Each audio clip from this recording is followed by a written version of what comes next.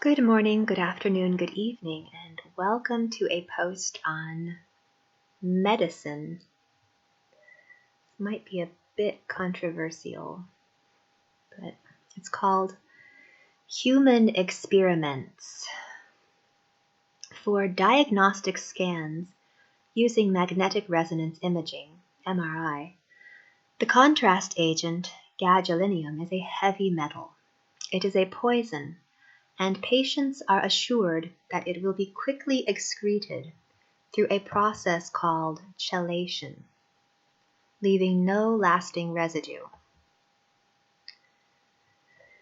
This has been the procedure for decades, yet now, after multiple studies of autopsies, we know that this poison stays in your brain and eyes, wreaking untold damage. Doctors don't know what it does to people long term, but they are sure that it doesn't have any obvious short-term effects. So they kept using it for decades and assuring people that it was safe and worth the risk in order to get a pretty picture of their cancer or inflammation. After going to an orthopedist with a bad back, I was immediately prescribed an MRI scan. But by allowing myself to be put into such a powerful magnet and have radio waves bounced off of my flesh and bones, I'd be expressing my faith in mankind's ingenuity and intelligence. And that is why I didn't want to do it. I've been in one of those machines before. It is like being in an extremely loud, hot coffin, and I have very little faith in my fellow man. Do it, everyone says. Everyone else does it. But inside, I'm thinking, everyone else is extremely stupid. And the world says to me, thousands of smart people go into MRI machines every day. And I think, well, people may be individually smart, but when they put their faith in a group, which might be terribly stupid, those individuals can behave in absolutely idiotic ways. But then more sensible people say, why don't you trust your doctor? And the truth is, almost everyone in my family and extended family is a doctor, and the profession selects for detail-oriented, procedure-oriented myopia, especially within young doctors. And I can see that patients have been trained to trust doctors without knowing that they have been trained to treat our bodies like little experiments. When my doctor prescribed an MRI scan, he didn't ask me if it was something I'd feel comfortable with. He just assumed that I would be a cooperative little test object. He wants data for the sorts of experiments he was trained to perform. I would get a scan, go through a physical therapy regimen, and then get another scan. Those are the hoops he has to jump through in order to get permission from the insurance companies to cut me open. He didn't ask me if I wanted an operation, but why would he? I'm just a test object. Well, I did end up getting my MRI, and it did end up actually comforting me, because then I didn't feel like there was some unknown hidden monster hiding in my body. That was one of the reasons I was so afraid to do it. I was afraid of the unknown, that there would be something unexpected revealed. I didn't want to know anything unexpected. In the end, it showed something I sort of expected, or it wasn't the worst thing in the world. It's not like the best thing in the world. Yes, my spine is pretty messed up and old, but it didn't show a horrible monster that was going to eat me up. within the next whenever. It showed, I suppose, just a regular human body, which is what we all just want to have. I'm getting off track. What bothered me about this was that I was just on a conveyor belt in this system. The doctor didn't ask me if I wanted any form of operation or treatment, but he didn't feel that it was necessary, and neither do doctors feel it is necessary to ask a person what their many questions before they prescribe, for example, vaccines for everyone. I'm not anti-vax. I've had my vaccinations. I've vaccinated my children. But there are lots of little details that people would make them think a bit more if they knew them. And it feels like they hide these details from us because they don't trust us to make the right decision. Vaccines are used to induce arthritis in rats, and we know that some subset of arthritis cases in humans are caused by vaccines, but we don't know the exact number because the cause and effect are temporally separated, often by decades. Does this make me anti-vaccine? No. Since 1988, the polio vaccine prevented 18 million people from becoming paralyzed. That's a lot, and I am glad that I don't have to worry about my kids dying of polio or measles. But I am aware that the protection given by vaccines comes at some cost. Those weakened viruses get stuck in the cartilage and soft tissues in our bodies, where they hide out and train our immune systems to keep a standing army of white blood cells to fight off any potential invaders. But this is a low-grade infection, and that our bodies are constantly fighting off. And low-grade infection in some people corresponds to low-grade inflammation, and inflammation over the course of decades can slowly damage your joints. When you are young, your body constantly repairs itself from damage, but when you get old, it can't keep up anymore, and that is when arthritis strikes. There are many treatments for arthritis, and some are very expensive. You have painkillers, non-steroidal anti-inflammatory drugs, counter-irritants, disease-modifying anti-rheumatic drugs, biological response modifiers, corticosteroids, surgery to replace or fuse joints. When a quarter of all adults suffer from arthritis, and it is the leading cause of work-related disability, wouldn't it be horrible to find out that many cases of arthritis were caused by vaccines? Or worse, that an inexpensive treatment method was already widely available but rarely used?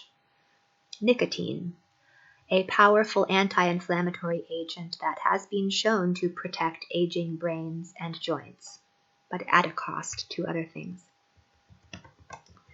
Studies with rats showed that if you smoke before getting vaccinated and then you quit later, this will cause arthritis to be worse than if you'd never smoked. Strangely enough, if you start smoking or taking nicotine after you are vaccinated, this can reduce the development of arthritis. So there is something in nicotine that protects against inflammation caused by vaccines, and that is why I think maybe someday I'll start taking small doses of nicotine to protect myself from the popping and creaking arthritis that is developing in my spine. Of course, I am not a doctor and I am not offering an expert medical opinion. I'm merely a know-it-all science gadfly. It is important to note that nicotine causes a reduction of estrogen and an early onset of menopause. And this is probably the reason that smoking causes aging skin. Estrogen keeps skin young, and, I think I'd rather look young than have a limber spine. But, everybody has to make their own judgment call on things like that. I think with more information, people might make their lives better. Oops. Knowing what I know now about how I'd injure myself and make my spine prematurely old and creaky, would I want to be vaccinated? I don't know. Maybe not, but I couldn't have predicted that I'd fall out of a tree at some point in my childhood.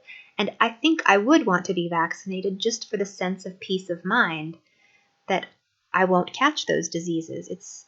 Your life is very long, and if you integrate the risk of catching a bad disease at some point, it's probably worth it. Especially things like hepatitis. Ugh.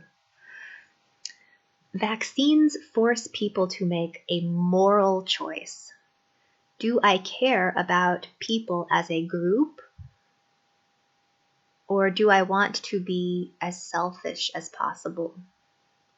And when the government mandates vaccinations or disseminates half-truths about them being uniformly harmless and safe, it assumes that people are inherently selfish. But I think that they underestimate the power of collective shame. If my neighbors will look down on me if I don't vaccinate my kids, I'm going to vaccinate, even though it might pose a risk for them down the line. I understand that the integrated risk for them over the course of their lives makes the vaccine worth it. It's a trade-off. Potential arthritis when you're very old, or horrible diseases when you're younger. Someone for whom really bad arthritis runs in their family might justifiably choose not to vaccinate.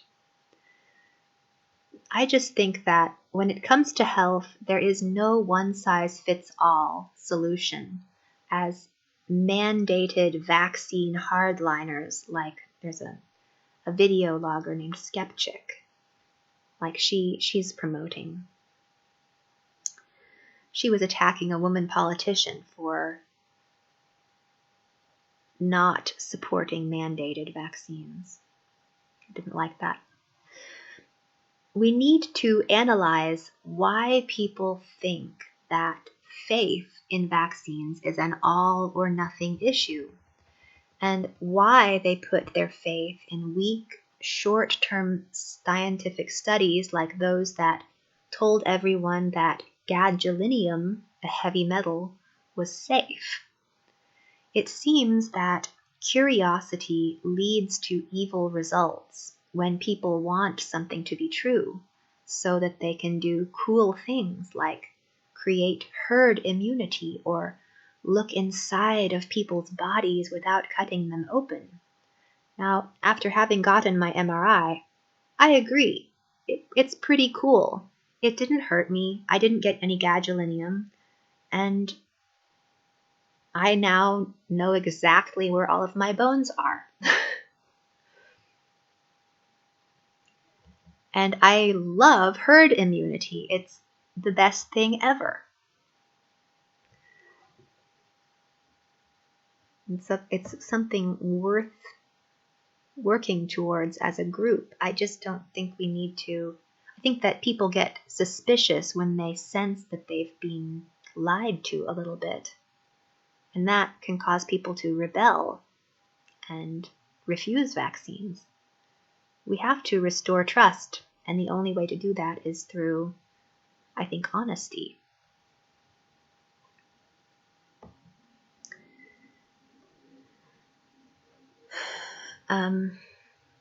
When people express skepticism about vaccines or science, it often has nothing to do with science.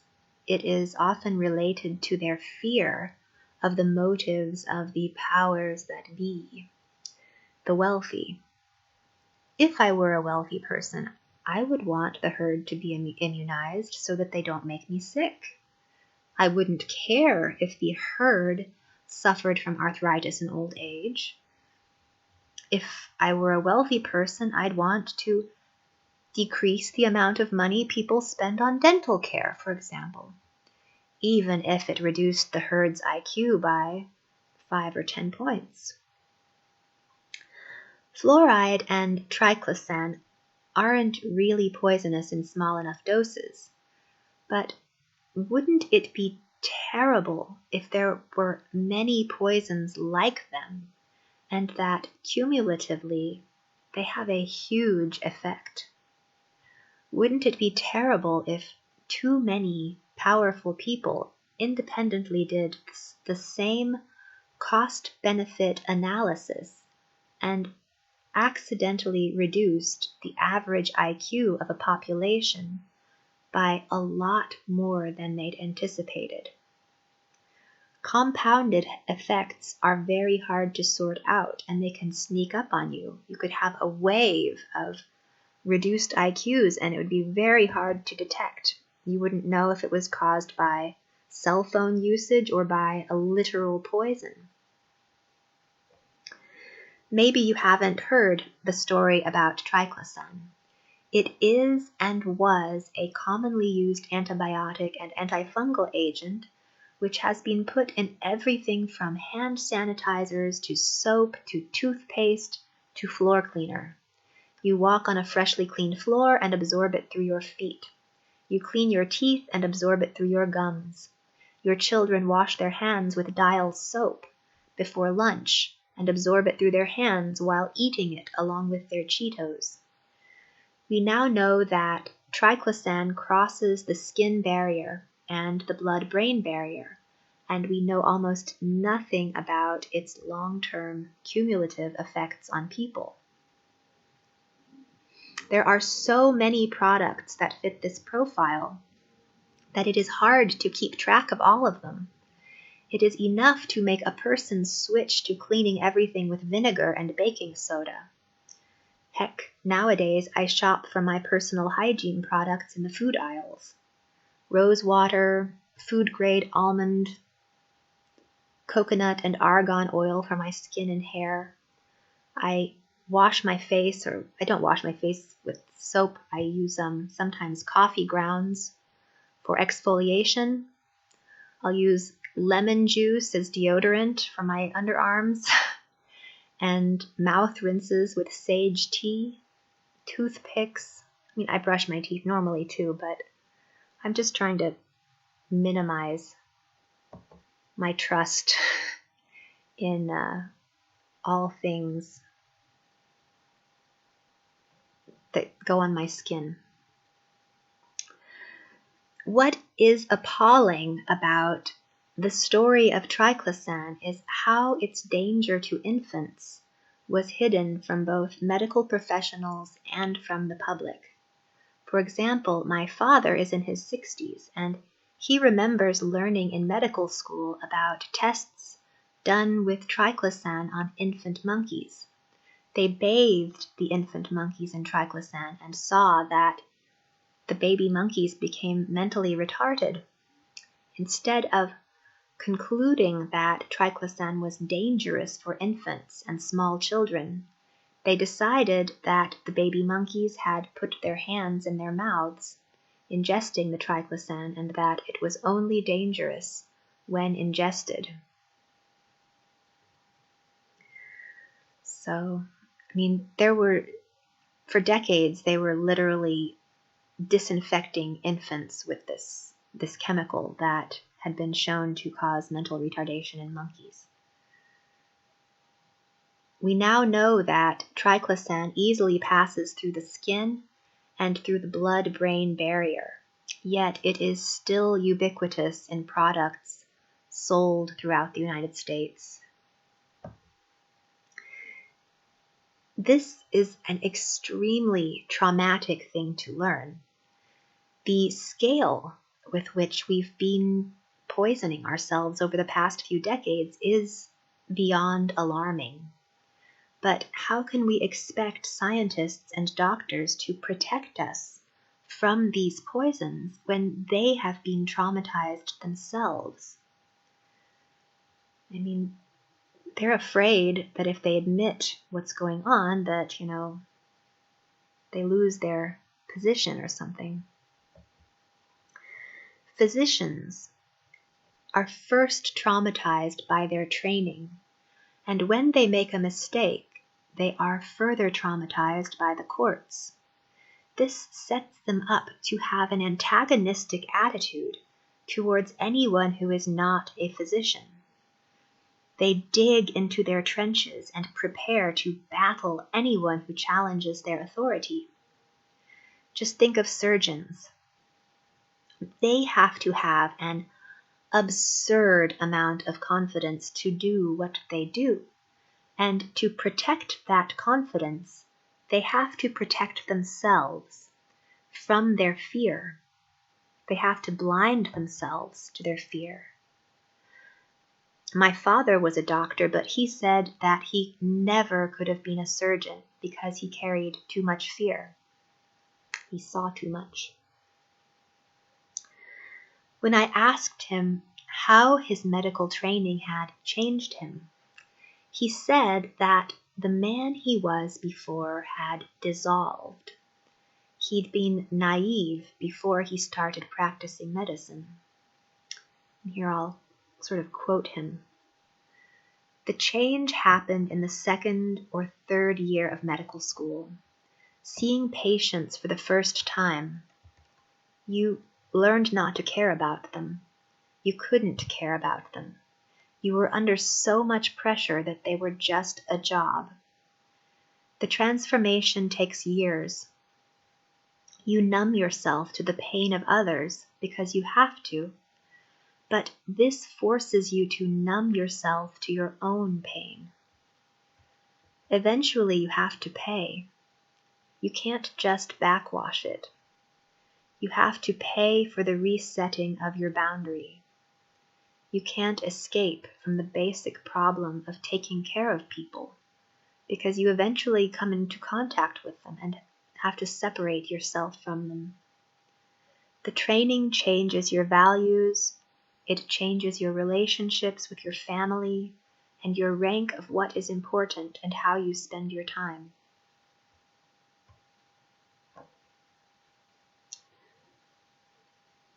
I identify with this because I find that I am particularly good at blinding myself to certain types of pain because I injured myself when I was 15. And you can learn not to feel certain types of pain. But like you said, when you learn not to feel pain, you numb yourself in other ways. So I even find that I forget to eat because I'm not in contact with that aspect of my body. But part of my brain is aware. I'm not completely unaware. There's some part of me that's aware, and it starts to send out panic signals. Eat something, you're going to die. And I think everybody has this to some degree, but our educations and experiences make it different for each person. But back to the form of blindness, deliberate blindness that has to occur within people trained in the medical system. Given the process of indoctrination, a resetting of a boundary and a turning off of emotions is not surprising. The initiates are forced to work long hours in the middle of the night, and they are also frequently placed at hospitals which are far from their families or schools. isolation, lack of sleep, it all softens the mind so that it can be molded into the cult-like form required by the system. Only decades later does a physician have the chance to revisit their choices and ask himself if it was all worth the sacrifice. Only decades later does a physician clearly see how economic forces shaped the treatment of his patients and the ways in which these economic forces did patients a disservice.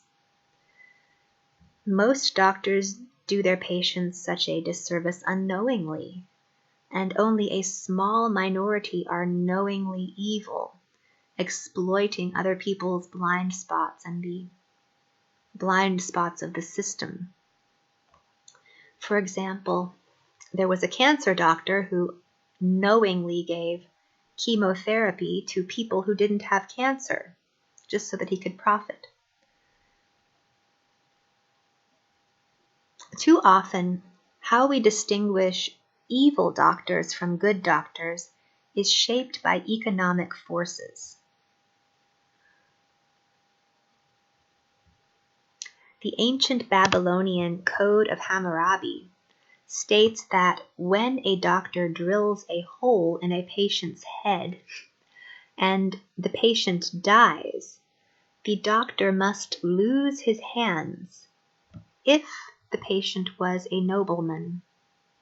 But why does it only matter if the patient is a nobleman? Is the doctor allowed to practice his technique on poor people with impunity?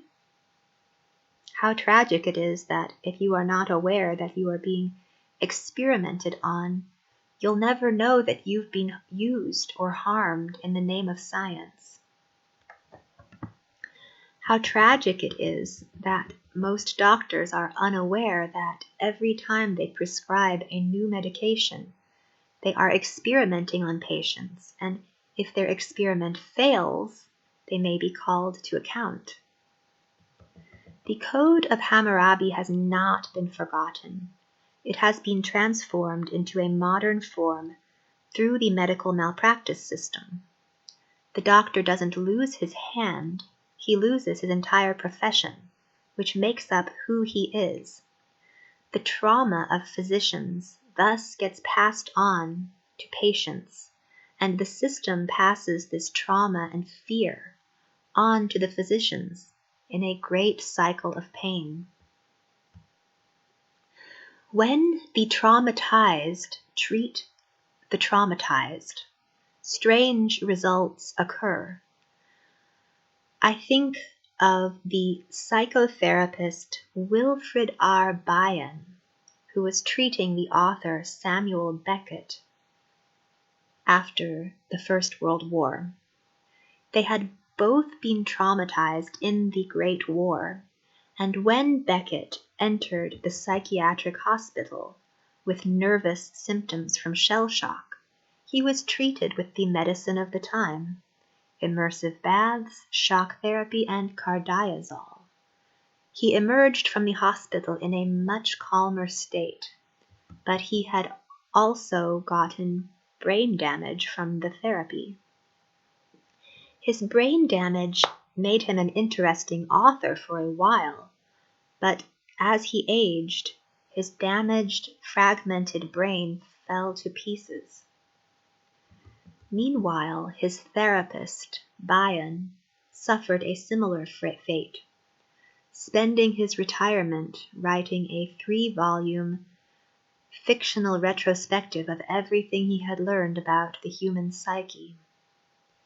The result was largely incoherent and fragmented, yet it grasped at a truth that terrified those who understood it, or who thought they understood it. Before writing his novels, Bion dealt with his trauma by attempting to reduce psychology to a system of symbols, with K representing knowledge. and minus K, the opposite of knowledge. He believed that health was predicated on a firm grip on K, and the more that a person allowed negative K into their mind, the sicker they would become. He even went so far as to suggest that attempting to see two sides of an issue by looking at K and negative K simultaneously was inherently evil. In terms of modern physics, you might call Big Bang cosmology and standard model physics K, while tired light cosmology and, I guess, neutrinos are negative K. I can certainly see how a man who spent his career treating shell-shocked veterans might come to this conclusion. If a man firmly believed that the atrocities in which he participated were done in the name of good, he could be sane and healthy. But the instant that he allowed doubts about the goodness of the war and about the goodness of his country into his mind, he would become conflicted and sick. His mind would be at war with itself. Such is the mind of a physician. He cannot doubt that the gadolinium or vaccines he prescribes are good. Otherwise, he could not do his job. This is what happens when we think in black-white terms. Of course, with subtlety, many problems are solved, and we just need to add more nuance to the picture to make it healthy again. A lack of nuance is probably what led me to quit my job as a research scientist. I began to doubt that the experiments I was performing were doing anyone any good. I thought that by stepping out of the system, I might reduce the harm that I cause to others. But you can never fully step out of the system. If you are not experimenting on it, it will find a way to experiment on you. If you do not have your own agenda, you will become part of someone else's agenda. It always pulls you back in, and you must choose whether to make yourself blind to your pain or face your fear of knowledge you do not wish to possess. In some sense, communication is health, and communication is happiness. That's why I feel good while writing my blog. But there are things that people do not want to hear or see, and they have to be expressed through things more like through more artistic means. You can't just come out and say certain things. You have to express them artistically, and that's why I wrote my novels, because I felt like I could say things that you can only say indirectly. There are things that we don't have words for yet, and fiction is the way that we create those new words to describe the feelings we have about how the world is changing. So I would like to thank you for watching this, and I encourage you to tune in to my next video. Until then.